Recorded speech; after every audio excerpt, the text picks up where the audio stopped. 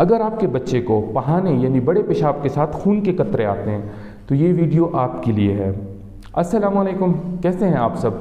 उम्मीद है आप सब ठीक ठाक होंगे।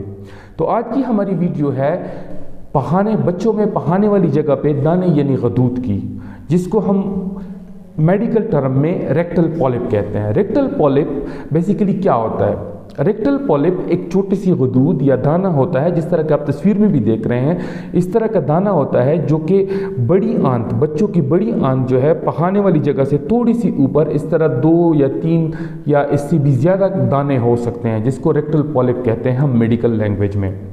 ये दाने अमूमी तौर पर 1 या 2 होते हैं, जिस तरह आप तस्वीर में देख रहे हैं, लेकिन कुछ बच्चे ऐसे भी होते हैं जो कि जिसमें ये दाने 1 या 2 या 3 या 4 से ज़्यादा भी हो सकती हैं, जिनमें ये पूरी आंत में पड़ी हुई होती हैं।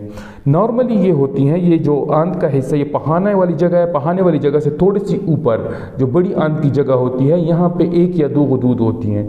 लेकिन कुछ बच्चों में ये, जिस तरह की दूसरी तस्वीर में आप देख सकते हैं, इस तरह पूरी कुछ बच्चों में ये दाने पूरी उसमें बड़ी आंत और साथ साथ छोटी आंत में भी फैली हुई होती हैं। इस तरह के दाने फैले हुए होते हैं। ये अमूमन ये ज़्यादा दाने उन बच्चों में होते हैं जिनमें फीमेलियल रेक्टल पॉलिप की बीमारी हो, जिनके आबा अजदाद में भी इस तरह के दाने या गदूद की बीमारी रह चुकी हो या होती हो उनमें। अच्छा, अब रेक्टल पॉलिप के सिम्टम्स यानी अलामात पे आते हैं। रेक्टल पॉलिप के अलामात क्या क्या होते हैं? नॉर्मली जिन बच्चों को रेक्टल पॉलिप होता है, उनके पेरेंट्स हमारे पास जो कंप्लेंट के साथ आते हैं वो होता है कि बच्चे को पहाने के साथ खून के कतरे आते हैं। ये होता है अमूमी तौर पर ताज़ा और रेड कलर का खून होता है, जो कि पहाने के ऊपर होता है, ऊपर पड़ा हुआ होता है। जब बच्चा पहाना कर लेता है, उसके ऊपर खून के कुछ ताज़ा कतरे आ जाते हैं, वो उसके ऊपर पड़े हुए होते हैं।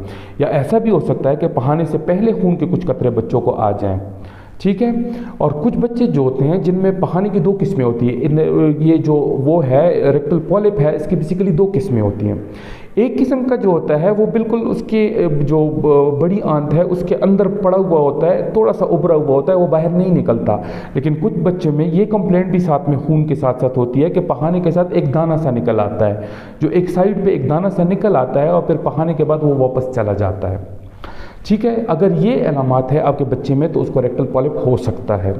अब इसके नुकसानात क्या है? इसका इलाज करना बहुत ज़रूरी होता है। क्यों ज़रूरी होता है?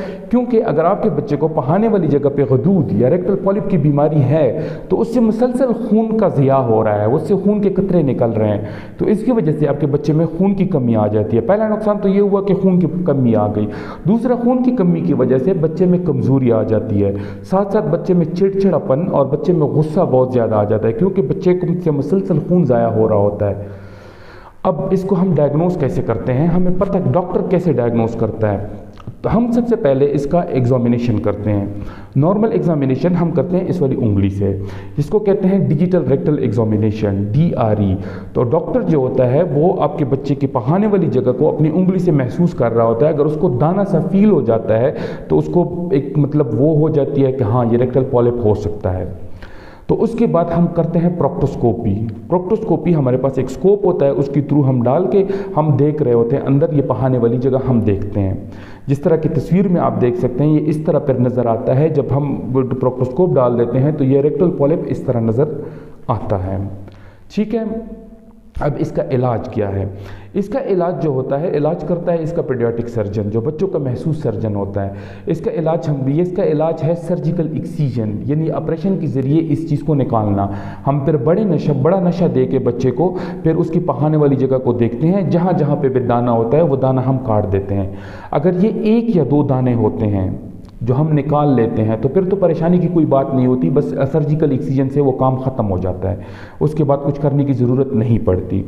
लेकिन अगर ये 3 या 4 से ज़्यादा होते हैं तो फिर बच्चे को कोलोनोस्कोपी की भी ज़रूरत होती है, तो बच्चे को मज़ीद एग्जामिनेशन की ज़रूरत होती है। कोलोनोस्कोपी किस चीज़ को कहते हैं? फिर इसमें हम पूरी अंत को देख रहे होते हैं, क्योंकि 3 या 4 दाने का होना या गदूद का होना या रेक्टल पॉलिप का होना आम सी बात नहीं है। इसका मतलब ये है कि ये भी हो सकता है कि ऊपर वाले जो हमें नज़र नहीं आ रही नॉर्मल एग्जामिनेशन पे, जो अंत हमें नज़र नहीं आ रही, उसमें मज़ीद पॉलिप या रेक्टल पॉलिप या गदूद पड़े हुए हो सकते हैं। तो इस वजह से हम कोलोनोस्कोपी करते हैं। इसकी कोलोनोस्कोपी में पूरी अंत हम देख लेते हैं, अगर ऊपर हो तो ऊपर के दाने भी हम काट देते हैं। मज़ीद दूसरी इंपॉर्टेंट बात जो इसमें है वो ये है कि अगर 1 या 2 दाने हैं तो फिर सर्जिकल एक्सीजन करके उसके टेस्ट करने की या कुछ भी करने की ज़रूरत नहीं होती।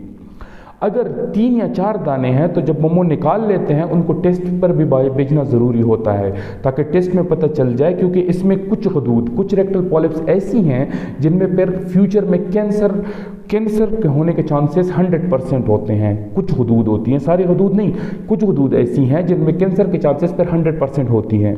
तो इस वजह से हम क्या करते हैं, फिर जो 3 या 4 से दाने अगर ज़्यादा हों तो हम उसको फिर टेस्ट के लिए भेजते हैं ताकि हिस्टोपैथोलॉजी की रिपोर्ट आ जाए।